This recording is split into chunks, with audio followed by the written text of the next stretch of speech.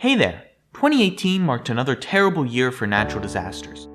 From wildfires in California, to downpours on the East Coast, to dust storms in India, to flooding and mudslides in Japan, these catastrophes have killed hundreds and misplaced thousands, ruining lives and causing severe economic hardship.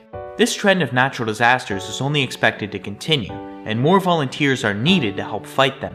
You can actually do more to help than you might realize. You can donate blood to those in critical need by going to redcross.org and finding a blood drive in your area. Donating is quick, easy, and safe. Some lesser-known organizations include Samaritan's Purse and Direct Relief International. The United Way has also established donation funds for several major disasters. Donating is simple and can be done online in just a few minutes. If you don't want to go online, you don't have to.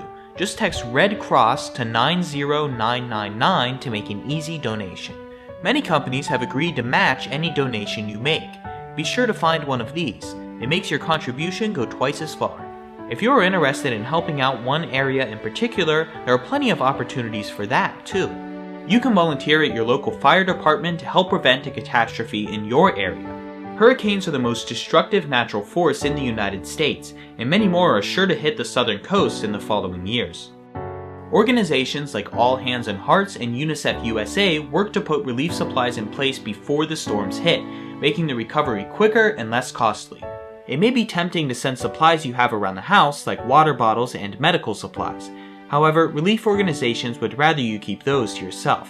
The economic and environmental costs of shipping those supplies usually outweighs their value in the first place, and once they arrive, the recipients have no way of verifying their safety or storing them. Make sure that if you want to volunteer in person, contact a certified organization that you can assist. Independent volunteers can actually get in the way of organized groups and cause more problems than they solve. Most important of all is to remember that disasters aren't cleaned up overnight. It takes months or even years to recover from a serious event, but the vast majority of donations come in the days or weeks immediately following.